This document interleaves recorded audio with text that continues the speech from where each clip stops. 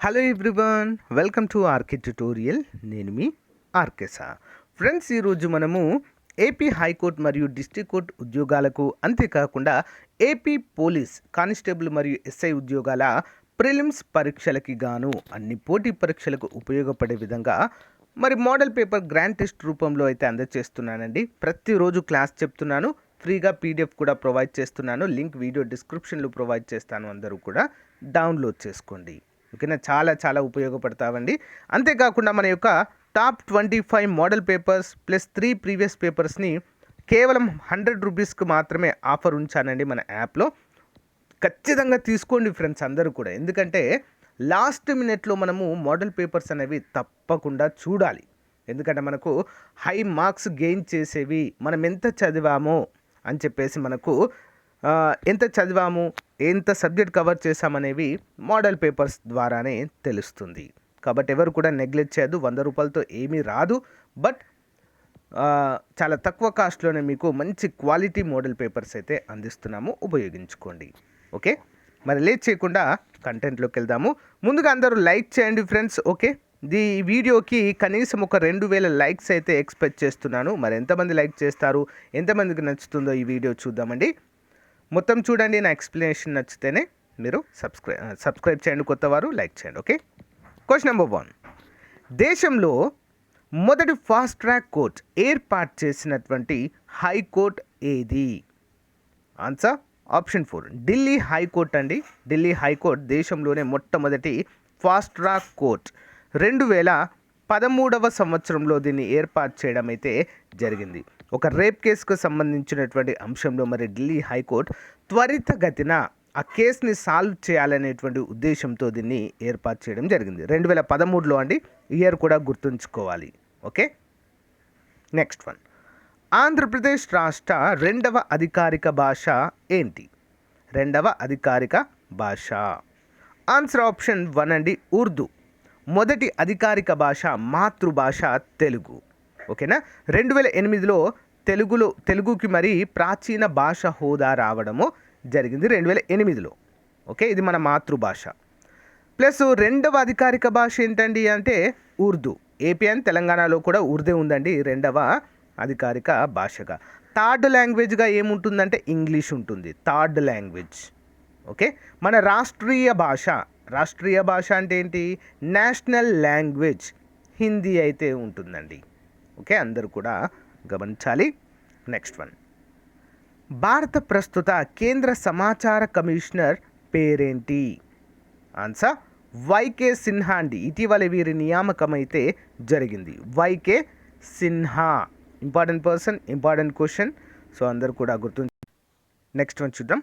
ప్రపంచ విపత్తుల్లో భూకంపాలు మరియు సునామీలు ఎంత శాతంగా ఉంటాయి?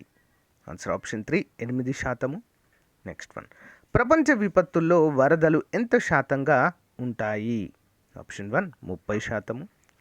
కళల రంగంలో ప్రతిభకు ఇచ్చే పురస్కారము పేరేంటి? అత్యున్నత పురస్కారం అండి, కళల రంగంలో ఇచ్చే పురస్కారము పేరు. Option 1, Kalidas Samman award. Okay, Kalidas Samman award చాలా ఫేమస్ అవార్డ్ అండి ఇది, అందరూ కూడా గమనించాలి. Next one. క్రింది వాణిలో ప్రముఖ ఇన్ఫర్మేషన్ టెక్నాలజీ సంస్థ కానిది ఏది? ఆప్షన్ 2, రెమాన్స్ అనేది కాదండి.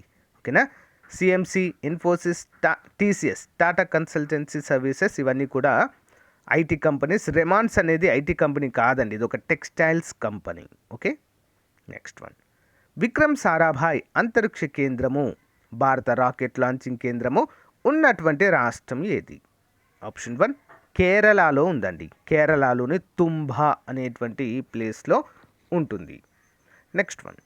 భారతదేశంలో మొదటి అంతర్జాతీయ సినీ ఉత్సవం జరిగిన సంవత్సరము ఏది?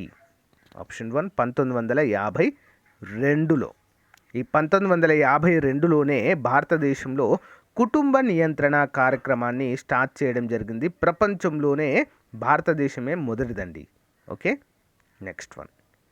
క్రింది వానిలో స్ట్రేంజర్ గ్యాస్ ఏది? స్ట్రేంజర్ గ్యాస్ అని దేనిని అంటారు? ఆప్షన్ 3 అండి, గ్జీనాన్ని స్ట్రేంజర్ గ్యాస్ అంటారు. నెక్స్ట్. గ్లాస్ దేని మిశ్రమంతో తయారవుతుంది? గ్లాస్ ఆప్షన్ 3 ఇసుక మరియు సిలికేట్స్ యొక్క మిశ్రమంతో తయారవుతుంది.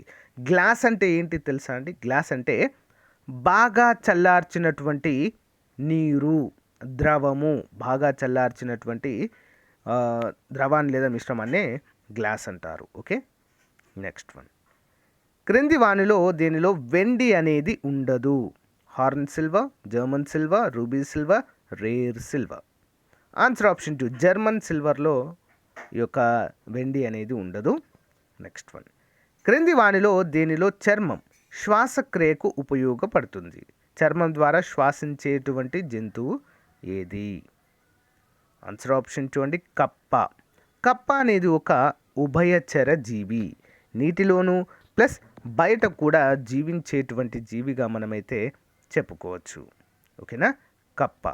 మరి ఈ సొరచేప అనేది దేని ద్వారా అండి? దీని చర్మం ద్వారా కాదా అంటే కాదు, మొప్పల ద్వారా. మొప్పల ద్వారా. తిమింగలం అండి, తిమింగలం దేని ద్వారా మరి అంటే బొద్దింక అంటే రక్త నాళాలు ఉంటాయండి, శ్వాస నాళాలు ఉంటాయి, వాటి ద్వారా శ్వాసిస్తుంది. తిమింగలాలు శ్వాసిస్తాయండి. ఓకేనా, మీరు తిమింగలాలను చూసినట్లయితే ఇవి అప్పుడప్పుడు ఇట్లా పైనకి వచ్చి శ్వాస తీసుకొని మళ్ళీ లోపలికి వెళ్తాయి కదా, ఊపిరితిత్తుల ద్వారానే.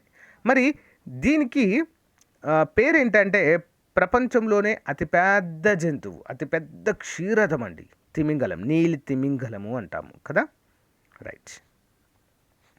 నిద్రపోతున్న సమయంలో మానవుని రక్తపోటు ఏ విధంగా ఉంటుంది? ఏ విధంగా ఉంటుందండి?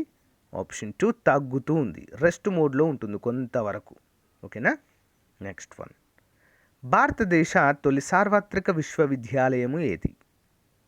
ఓపెన్ యూనివర్సిటీ అని అర్థం అండి. డాక్టర్ బిఆర్ అంబేద్కర్ సార్వత్రిక విశ్వవిద్యాలయం. ఒకసారి ఎగ్జామ్లో అడిగారండి, భారతదేశంలో అతిపెద్ద విశ్వవిద్యాలయం ఏది అని అడిగారు. ఆన్సర్ ఇందిరాగాంధీ జాతీయ సార్వత్రిక విశ్వవిద్యాలయం. మొదటిది అయితే డాక్టర్ బిఆర్ అంబేద్కర్ సార్వత్రిక విశ్వవిద్యాలయం, పెద్దదైతే ఇందిరాగాంధీ విశ్వవిద్యాలయం. Okay, next one. ప్రపంచంలోనే తొలి మహిళా ప్రధానమంత్రి ఎవరు? Option 3 Sirimavo Bandaru Nayake. She is from Sri Lanka. Who is the first prime minister in the world, women prime minister in the world? Sirimavo Bandaru Nayake. భారతదేశంలో మరి మొట్టమొదటి మహిళా ప్రధాని ఎవరండి అంటే ఇందిరాగాంధీ గారు, ఐరన్ లేడీ అని పిలుచుకుంటాం మనం. Okay, next one. యునెస్కో ప్రధాన కార్యాలయం ఉన్నటువంటి చోటు ఏది? యునెస్కో 17వ ఆప్షన్ 3 ప్యారిస్. ఏంటండి? ప్యారిస్. Next one. కోల్కతా ఏ నది ఒడ్డున ఉంది? కోల్కతా. 18వ ఆప్షన్ 1 హూగ్లీ. హూగ్లీ నది యొక్క ప్రత్యేకత ఏంటండి? ఇదేంటి అంటే నది ఆధారిత ఓడరేవుగా ఉపయోగిస్తారు దీన్ని, హూగ్లీ నదిని. ఓకేనా, భారతదేశంలో నది ద్వారా ఒక ఓడరేవును ఏర్పాటు చేసి నది నుంచి కూడా షిప్పులు వెళ్తూ ఉంటాయండి. ఓకేనా, హూగ్లీ నది పరివాహక ప్రాంతంలో జనుము అంటారు కదా అండి. ఓకేనా, సో దాన్ని పండిస్తూ ఉంటారు. గోల్డెన్ ఫైబర్ అంటారు కదా, ఇంపార్టెంట్, గుర్తుంచుకోవాలి. Next one. భారతదేశంలో రైల్వే జోన్ల సంఖ్య ఎంత? 19వది ఆన్సర్ ఆప్షన్ 3. 17 అని పడింది ఇక్కడ, 18 అండి. ఈస్ట్ కోస్ట్ రైల్వే విశాఖపట్నంతో కలిపి మొత్తం 18 రైల్వే జోన్స్ అయితే ఉన్నాయి. Next one. ప్రపంచ ఆరోగ్య దినంగా ఏ రోజును పాటిస్తారు? ఆప్షన్ 4 ఏప్రిల్ 7వ తారీఖు. ఫలాల అధ్యయనం గురించి అధ్యయనం చేసే శాస్త్రం, ఫలాల అధ్యయన శాస్త్రం ఏది? Answer option 1 palmology. 2011 భారతదేశంలో స్త్రీలు మరియు పురుషుల నిష్పత్తి ఎంత? లింగ నిష్పత్తి, sex ratio as per the 2011 census. 940, 1000 మందికి గాను 940 మరి మహిళలు అయితే ఉండడాన్ని మనం చూడవచ్చు. మరి భారతదేశంలో అత్యధిక స్త్రీ పురుష నిష్పత్తి కలిగినటువంటి స్టేట్ కేరళ. అతి తక్కువ ఏంటి అంటే హర్యానా. అందుకే హర్యానా రాష్ట్రంలో బేటీ పడావో బేటీ బచావో బేటీ పడావో అనేటువంటి కార్యక్రమాన్ని పానిపట్లో ప్రారంభించడం అయితే జరిగింది. Next one. 2011 భారతదేశంలో అక్షరాస్యత శాతము ఏ విధంగా ఉంది? ఆప్షన్ 4 74.04%. భారత రాజ్యాంగ నిర్మాణ సభ ఆఖరి రోజు ఏది? ఆప్షన్ 2 అండి 26 నవంబర్ 1914 అని పడింది ఇక్కడ, 1948. ఓకే, తప్పుపడింది ఇక్కడ, ఇయర్ తప్పుపడింది అంతే. సో మరి మరి 26 నవంబర్ని ఏ రోజుగా నిర్వహించుకుంటామండి మనము? జాతీయ రాజ్యాంగ దినోత్సవము, ఇండియన్ కాన్స్టిట్యూషనల్ డే. ఈ రోజే భారత రాజ్యాంగము యొక్క ముసాయిదా కమిటీ రాజ్యాంగాన్ని రచించి పార్లమెంట్కి అయితే సమర్పిస్తుంది. ఓకే, సో అందుకే ఈ రోజున మనము రాజ్యాంగ దినోత్సవంగా మనమైతే జరుపుకుంటాము. 48 or 49 అండి. ఓకే, భారత రాజ్యాంగంలో ఉమ్మడి జాబితాలో ఉన్నటువంటి అంశాలు ఏంటి? ఆప్షన్ 4 47. భారత రాజ్యాంగ ప్రవేశికలో భారత సమైక్యత అనే మాటలు ఏ రాజ్యాంగ సవరణ ద్వారా చేర్చబడ్డాయి? నేషనల్ ఇంటిగ్రిటీ అంటారు, భారత సమైక్యత. 26 ఆప్షన్ 1 42వ రాజ్యాంగ సవరణ ద్వారా చేర్చారండి. 42వ రాజ్యాంగ సవరణ అంటే ఈజీగా గుర్తుంచుకోండి, 4+2 42 కదా, 4+2 ఎంత? 6, 1976. 44వ రాజ్యాంగ సవరణ 4+4 1978. ఆ విధంగా గుర్తుంచుకోండి. ఓకే, బ్రిటిష్ పాలనా కాలంలో భారత్కు రాజ్యాంగ తయారీ ప్రయత్నాలు ఏ చార్టర్ చట్టంలో ఉన్నవని చెప్పవచ్చు? Answer option 2 1833. ఏ ప్రణాళిక ఆధారంగా ఇండియన్ ఇండిపెండెన్స్ బిల్ 1947ను బ్రిటిష్ పార్లమెంట్ ఆమోదించింది? ఆప్షన్ 4 మౌంట్ బాటన్ ప్రణాళిక. భారత రాజ్యాంగ సభ ఉండాలని మొదటగా సూచించిన వారు ఎవరు? Option 1 Mahatma Gandhi. Next one, భారత రాజ్యాంగ తొలి ముసాయిదా తయారైన కాలము ఏది? Option 2 October 1947. తొలుత ఆమోదించబడ్డ భారత రాజ్యాంగంలో ఉన్న అధికరణలు ఏంటి? 31 ఆప్షన్ 3 అండి, 395. నెక్స్ట్ వన్, కొన్ని ప్రాథమిక హక్కులు చూడాలని డిమాండ్ చేసిన మొదటిసారి ఎప్పుడు చేయబడ్డాయి? కొన్ని ప్రాథమిక హక్కులు ఉండాలని డిమాండ్ మొదటిసారిగా ఎప్పుడు చేర్చబడింది? అంటే ప్రాథమిక హక్కుల గురించి అండి, సింపుల్గా చెప్పాలంటే. 32 ఆప్షన్ 1 1918లో. భారత రాజ్యాంగంలో ఇంచుమించు 75% నుండి 70% దేని నుంచి పునర్లిఖించబడింది అని చెప్పవచ్చు? Simple question, most important question. 1935 government of India act, భారత ప్రభుత్వ చట్టం 1935.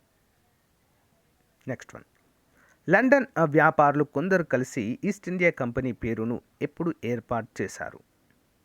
కంపెనీని ఎప్పుడు ఏర్పాటు చేశారు? ఈస్ట్ ఇండియా లండన్ వ్యాపారులంతా కలిసి East India company. 34 option 1 31 December 1600లో. భారత రాజ్యాంగంలోని ఏ భాగము పబ్లిక్ సర్వీస్ కమిషన్లను ప్రస్తావించింది? 35 ఆప్షన్ 1 14వ భాగంలో. భారత రాజ్యాంగంలోని ఏ అధికరణ ప్రాథమిక విధులను గురించి ప్రస్తావిస్తుంది? ప్రాథమిక విధులు అండి. ఓకేనా, 51 ఏ ఆర్టికల్. నెక్స్ట్ వన్, భారత రాజ్యాంగంలో ఉన్నటువంటి షెడ్యూళ్ల సంఖ్య ఎంత? 37 ఆప్షన్ 4 మొత్తం 12 షెడ్యూళ్ళు ఉన్నాయండి. నెక్స్ట్, భారత రాజ్యాంగంలోని ఏ అధికరణ రాజ్యాంగాన్ని సవరించే అధికారం పార్లమెంటుదే అని చెబుతుంది? రాజ్యాంగాన్ని సవరించే అధికారము. 38 ఆప్షన్ 3 అండి, 368. ఇక్కడ మిమ్మల్ని ఒక క్వశ్చన్ అడుగుతానండి.